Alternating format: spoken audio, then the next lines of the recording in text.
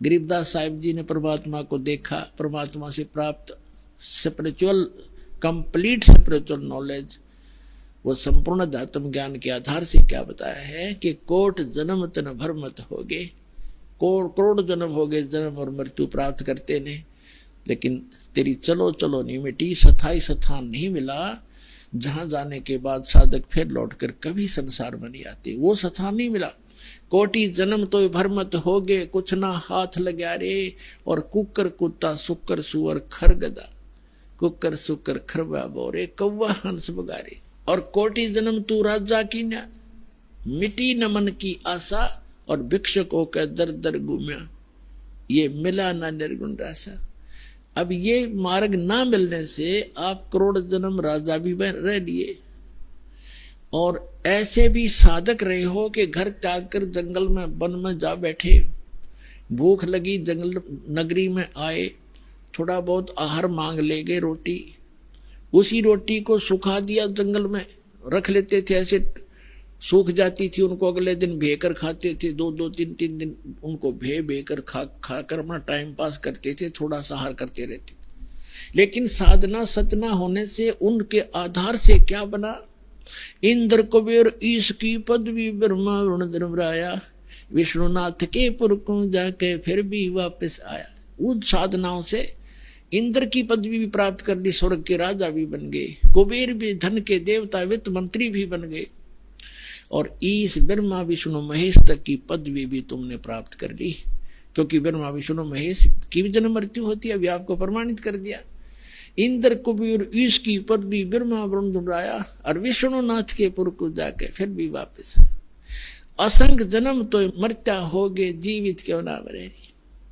अब यहां बताया कि मिला ना निर्गुण रासा, तुझे ये सत साधना ना मिली, ये मार्ग नहीं मिला सही भक्ति का।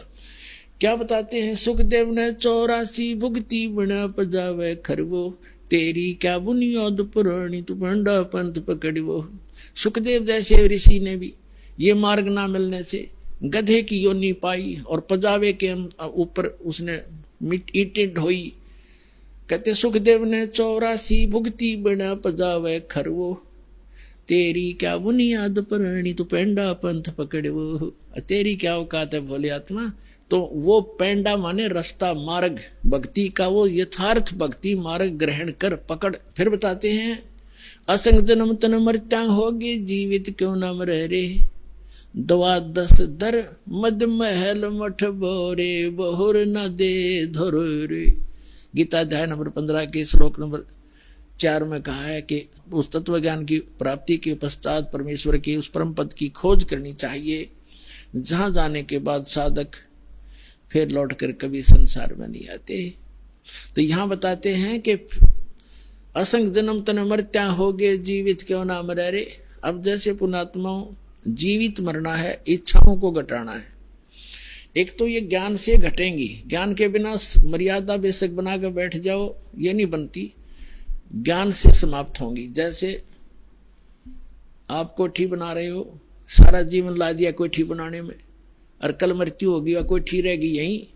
एक सेठ था, आंखों देखा, एक मजदूर बता रहा था कि हम वहां मजदूरी कर रहे थे, और उसने कॉम्प्लेक्स बनाना था शहर के अंदर, रोहतक के अंदर, और शाम को मजदूरों की तनख्वाह देकर हम वही बैठे बैठे अपने गिन रहे थे तनख्वाह जो हमें मिली थी, और वो वहीं पर टूटी लगा रखी थी तराई तरुई के लिए, गर्मियों का मौसम था।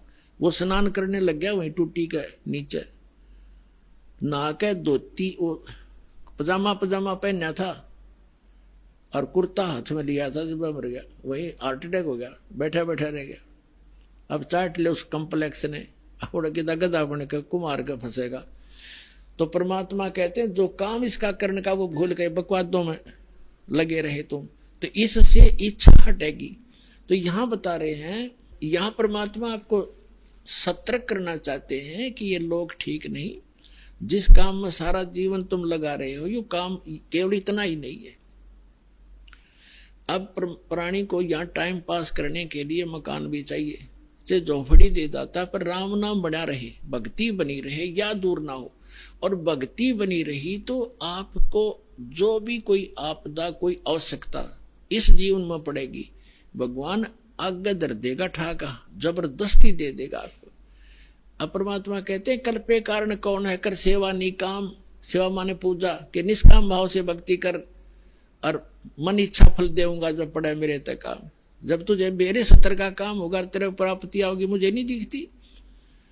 जैसे परमात्मा के एक भूमिका करके दिखाई है, जुलाहे का काम करके झोपड़ी में रह करके, और दुष्ट लोगों ने झूठी अफवाह फैला दी, झूठे पत्र लिख दिए थे कि कभी साहब भंडारा करेंगे, 18 लाख व्यक्ति आगे भंडारा खाने के लिए, और साथ में ये भी लिख दिया पर्चियों पर, चिट्ठियों पर कि प्रत्येक भोजन के बाद सबको एक दोहर देगा।